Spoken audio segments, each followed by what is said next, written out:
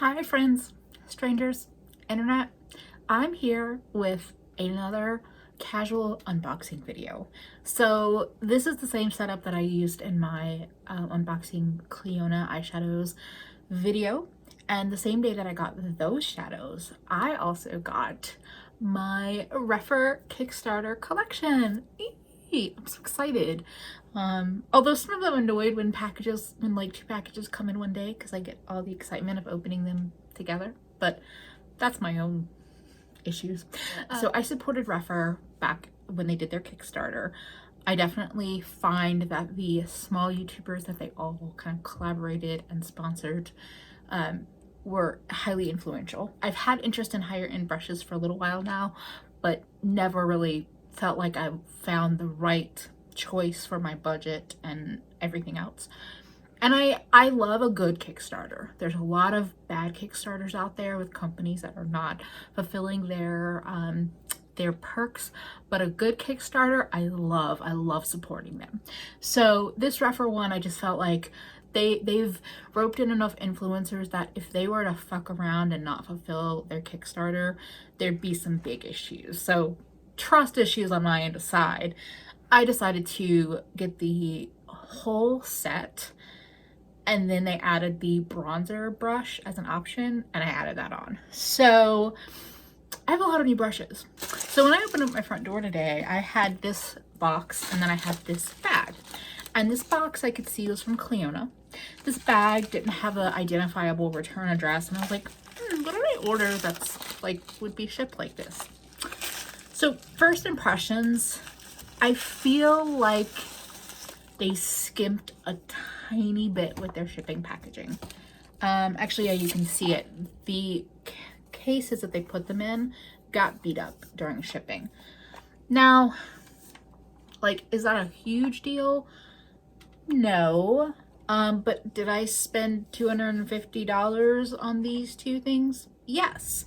So it's a Kickstarter, so I realize that it's not like a perfect situation, but I think for a company that's on the more luxe end of things, that's like a very first impression that I think that they could improve upon their like actual bubble mailer packaging. Even if they use that bag but just wrap each one of these in bubble wrap, I think that would be better rather than these two boxes being able to bash against each other during the shipping. That's a little nitpicky note aside.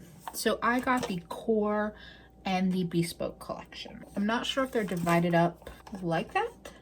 I'm just gonna dive right in. The first container here looks like it's more face brushes. So the really lovely thing with the Rephr Kickstarter is that you could customize your handle length. You could customize like the ferrule kind of combo.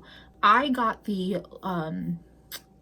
not their standard length and not their extra long length, but the middle length. I thought that the regular length they were showing on their site looked a little bit short, and from all the videos I was watching of different creators using the brushes, or nobody complained about the length of the handle too much, but people did mention it. So I do like this length.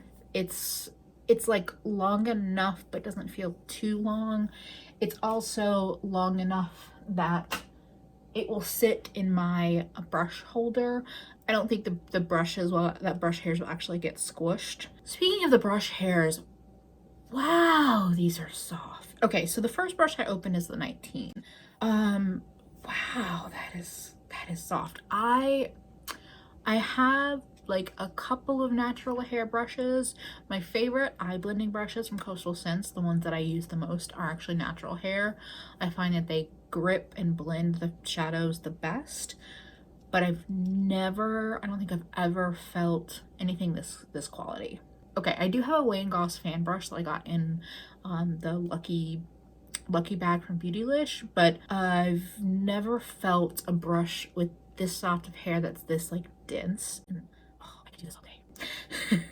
Okay, this is really nice. You know what, I'm not going to go too in depth in like what each brush is based on their website. I'm just going to take them out of their packages and touch and feel and all of that. I also have to say I do really like these containers. I don't think I'm going to store them in here, but I'm definitely saving at least one, if not both, because This is a really compact container for travel. And I know the whole like, oh, it's so good for travel and that being a big deal is annoying, but I think it's a really nice size. Okay, the next brush that I'm pulling out is the 17. This is an interesting one. This looks like, oh, I mean, it's super soft. It's dense, but it feels like this could be a nice concealer brush. So this doesn't seem too big for my under eyes. I don't know if I would reach for a brush this size on a normal basis for my concealer, but I'm definitely gonna try it because again, it feels really nice and soft but dense. I also feel like, I know people talk about the weight of a brush. I can tell, I think they've weighted the front just a little bit more, I think. Is that what they're supposed to do? I don't know. It feels nice though. Ooh, oh, there's no order or anything. So this is the 18. So just to compare, ooh, okay. So this is the 18 and this is the 19. This is really pretty. So when I first looked at the 19, I thought this could be a nice setting, under eye setting brush. And especially once I see it compared to this size, I do think this would be a nice under eye setting brush. And this could be a nice highlighter brush. I used to use a brush this size and shape for highlighter more often. And I think this could be really nice for highlighter, or it could also be a nice, more precise under eye setting brush. Whereas this could almost be like a more precise blush brush. Again, feels beautiful, has a really nice cut to it. Yes. Okay. So this is the 05 brush. This feels maybe just a tiny bit less soft. No, I think it's just the outer hairs feel a little less soft, but generally it's a very soft brush. This, I don't know. I could see this again being a nice blush brush. It's really pretty. It's a very nice shape. I'm just gonna keep playing with it because it's pretty. Would people use this for foundation? Is that what people use this for? I don't know. But it's definitely, to me, a blush brush. Maybe bronzer, although the next brush up, so the next brush up is the infamous bronzer brush, and this is an example of the different ferrule styles they have. So this is like a glossy black with silver ferrule. I'm really happy I got these all black matte brushes. I think they just look so much more beautiful and luxe. I'm not mad about this one because I definitely am intrigued in trying this brush, but it does feel cheaper in visual value over the matte black. This is a really big bronzer brush. I'm intrigued to see what I will use this for. I may use it for bronzer. I might try it for buffing in powder. I should probably look up, like, I know that Mel Thompson has talked about Rephr brushes, and she's also a fan of buffing powder, so maybe I'll look up and see what she does with it. But I mean, the great thing with brushes is you can do whatever you want with them, and if it doesn't work out when you try it, then you try it a different way. I'm curious to see how these brushes, I think it's called falling, how they kind of, or spreading, how they kind of open up, because I was actually surprised that as many brushes fit into just 2 of these containers. Oh, I almost forgot you. What is this one? This is the 01 brush. It looks like it's just a nice little maybe blender. I think, if I'm remembering right, I'm being an asshole and I'm not looking at their descriptions, but I think this is like their multi-purpose, like a shader and blender. It's not like too big for my eye shape either. It doesn't seem too big, which is exciting because one of the reasons why I wanted to get the extended collection is because there are some brushes in there that are specifically designed for hooded eyes and smaller eyes. So I was a little worried that like their 01, their basic one, might be too big for my eyes, but it's a nice one. I'll be excited to play with this and see if it applies, you know, packs on color as good as it blends out. Sometimes when you have a multi-purpose brush, it does both jobs kind of meh, rather than having one good packing brush and one good blending brush. So I'm excited to play with you, 01. Okay, so now we're going into the second box, which looks like it is the Bespoke collection. I was really unsure about getting the 2 sets because I'll be honest, the Bespoke collection includes a fan brush that I'm just not that excited by. I have the Wayne Goss fan brush and I used it for a little while and then I don't really use it anymore. This fan brush feels a little bit denser than the Wayne Goss one that I have. It feels nice, but I'll be honest, it's like the one I'm the least excited about. I might do the thing that I mentioned about the bronzer brush. I may start looking up some YouTube videos to see what other people have used this brush for. So next brush up is the 04. This is another face brush. This feels really nice. I could almost see using this more for bronzer, or I think this would be nice for blush. I don't know. I think this is a nice shape and a nice like density. I could definitely see playing with it in a couple different ways. Cool. I'm gonna go through the brushes, the eye brushes, largest to smallest, because I want to do that. So this is the 16. Ooh. Okay, this is a really like firm brush that could definitely blend, but is like a pretty intense firmness. So I feel like that would lay color down very specifically like in the crease, and then you could blend out with it too. Honestly, you could also use this for pinpointed highlight. Sometimes I really like the like small teardrop shaped brushes for highlights. This is the biggest brush, but I still don't feel completely intimidated to use this on my eyes. Intriguing. Okay. And then the next one up is a size that I would tend to lean for more often. So this was the first brush I talked about, and then this is the next one.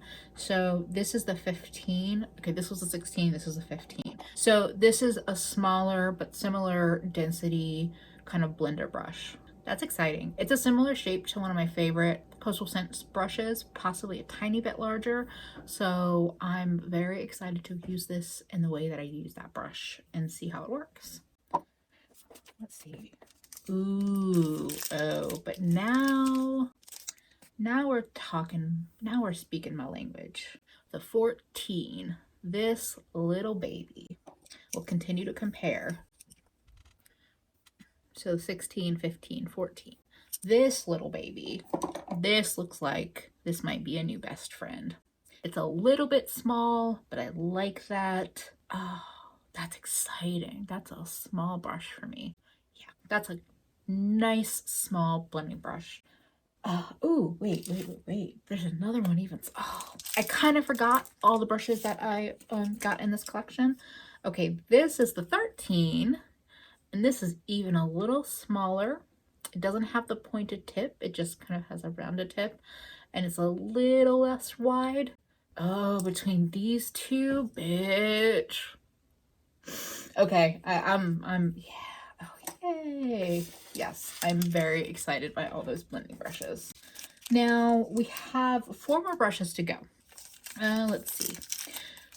So this one I would say looks like your, I know this isn't a pencil brush, but this reminds me of a typical pencil brush. I will sometimes use this for my inner corner. Like, it's a good way to pick up color, stamp it down in that inner corner, and then kind of buff in circles. But sometimes they can be a little bit big for my eyes. I'm curious to see what other people use this brush for besides that. Again, the power of YouTube. I might be YouTubing specific Rephr brushes to figure out how people use them, even though I've watched a million videos on them. But the other brush that is I am super excited by, this is the 03, and this is the tiny pencil brush. Now, for the longest time, I didn't like eyeshadow on my lower lash line. I was more concerned about keeping my eyes open and bright. And now that I'm more into playing with color and playing with placement and all of that, I like putting color on my lower lash line, but I often find that either my brushes are too big, so I poke them in my eye, or they're not the softest and not the most, delicate. This has a firmness to it, but it's also very, very soft. All of the brush hairs feel super, super soft. And for very like pointed inner corner, blinding kind of highlight placement, this is also going to be killer. I just know it. Oh, yes. Okay. So I have 2 brushes left, and I feel like one of them might be a special extra edition. I have this one. This is the O2, and this looks like more of their take on the Packer kind of intense product placement kind of brush. I'm excited to try this. I'm excited to try more higher end brushes with shimmery shadows that I tend to always use with my finger. Because if I have a brush that will pick up the shadow instead of my own finger, yes, yes, please. So that is that one. It's slightly fluffy, so I feel like you might be able to blend out a little bit with this, but it also has that nice shape and it's not too big for my eyes. I'm, again, excited. Good size for me. And this other one I think might be the Perk. This is the P21, and so P and a number means it's a prototype, which is why I think it's a Perk. It's one that they're like working on. They want to get more input on.